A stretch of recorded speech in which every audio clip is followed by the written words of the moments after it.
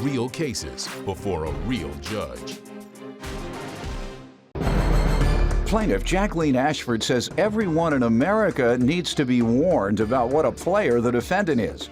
Jacqueline claims the defendant took advantage of her high sex drive, and oftentimes when they were being intimate, he would ask for money.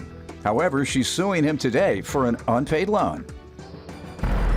Defendant Kyrie Terrell says he had no idea that Jacqueline was a sex fiend when they met, but admits that it never bothered him. Kyrie admits that Jacqueline gave him money, but insists he considered it a gift. All right, tell me what happened. Well, the only reason I'm here, basically, besides the money, is that he's an extreme player. He needs to be shown to everybody in America that he's a player, and he just takes advantage of women. Okay. Unfortunately, he took advantage of me, and I met him about a year and a half ago in a play. I went to go see him. My friend introduced me to him. Thought he was attractive. You know, we started talking, and it was basically just a physical thing. And he took advantage of me having a high sex drive, and basically we just only had sex, basically. He never introduced me to his friends, family, none of that. It was just basically all sex, but I'm better than that. So basically he started to... You better than what? Better than just sex. I need, something more. But anyway, he took advantage of me basically by taking my money. He said that he wanted to have money well, for... You said you're a sex fiend. Right. But that's not all it is. Anyway, he took advantage of me because he wanted money from me. Ain't no anyway, you're a sex fiend or not. He wanted to have sex in order to get money. You started off saying, Yana, I'm a sex fiend, and he took advantage of me being a sex fiend. Anyway, that's what you said. All right, judge. Go ahead. All right, go. He took advantage of you. He pretended like he really cared. One time after we were intimate, he asked for money for a loan to start his business. And another time, all the time I was being basically vulnerable situations, he asked for money to start his own little business or whatever. Oh, well, after sex. Oh, well, he's not a player, he's a gigolo. Well, the business was... Man asked for money. If a woman asks for money during the course or during any time within the course of sex, then she's a woman who gets paid for sex, because money and sex, that's what that means. If a man asks you for money anytime within the parameter of having sex, then you're buying sex. It wasn't just that, Judge. So he basically asked for loans for starting up his little business. The business is just videotaping other girls in the club walking around scantily clad. That's all his little business is. I was stupid enough to let him do it. You're a sex fiend and he's a freak. He continued to ask for the different monies.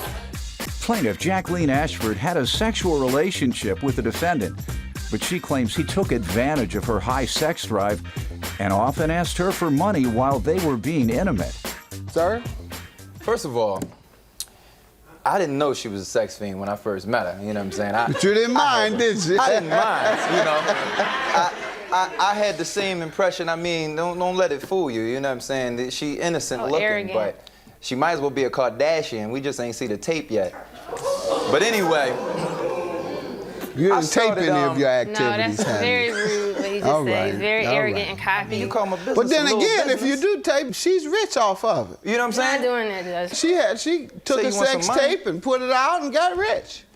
Anyway. Go ahead. So I started hitting it shortly after, we met. Excuse me? But in my defense, I'm not just hitting it. Now that's a disrespectful way to refer to it. Very disrespectful. Just say you start having relations. That's what the older generation says. So I'm saying he's cocky, he's arrogant. This is how he is. This is you all how he begin is. sleeping together. This Go is how he ahead. is. That just don't tell the half. So. Go ahead. But down the line, she would come over the house, I'm knocking it down frequently. This is so disrespectful. She always would talk about how much money she was making. I still don't know what she do for a living, but she always kept talking about, I'm making this much money. That much How money. long did you all date? A couple months, like 8 months, 10 months, something like that. And I never asked her for nothing. She just kept saying How often did you see her? Probably like 2-3 times a week, maybe a little bit more. Oh, 2 or 3 times a week for 8 months, and you all never discussed each other's profession? Well, she knew what I did, but she real secretive about what she do. I don't know. For 8 months, for 3 days a week. She wouldn't tell you if you asked. She knows what I do. Okay, go ahead. Anyway, she was bragging about how much money she had all the time. I never asked her for nothing. She just was always. How did he never ask me for anything? He asked me Ma'am, let him finish. I never asked for anything. She would offer, you know, if you need help with this, you need help with that, Definitely you know, let me never know. offered. And I never asked. So it got to a time where I did need help for some things. And I did ask. And she gave me some money, which I thought was giving me some money. How much did she give you? She gave me like $2,000, $3,000, something like that. Like, What'd you check need here it and for? there. Like software, stuff like that.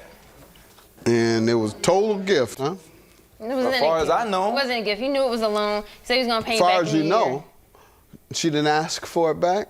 He knew Not he was until supposed- after the relationship was over and she wasn't getting her fiend crave satisfied no more. That's a lie, and that's disrespectful. How long after the relationship ended did she begin asking?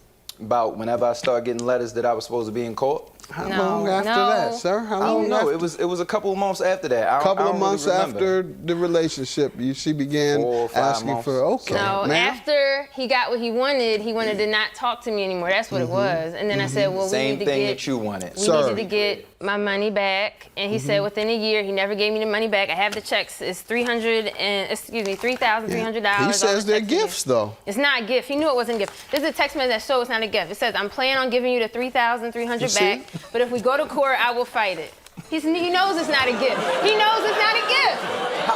He knows it's not a gift. He How knows is that my it's not a text, gift. though? I don't understand how. Not how a is that gift. He proving knew my it wasn't text? a gift. He said he was gonna pay back a year. He lied. He took advantage. I want my money back. It's a lie. I'm I ain't not. take advantage of nothing. He did. I believe her, sir, and I just don't believe that she is that sex fiend out that she would pay $3,300 for some sex. Well, she wasn't paying for it. So She wasn't paying for I it. believe that these were loans. I believe that these texts are yours. Yes.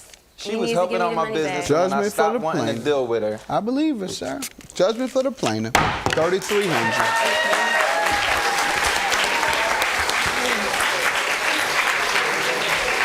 Come on, get over here. You know you missed me. Shut up. You're so cocky.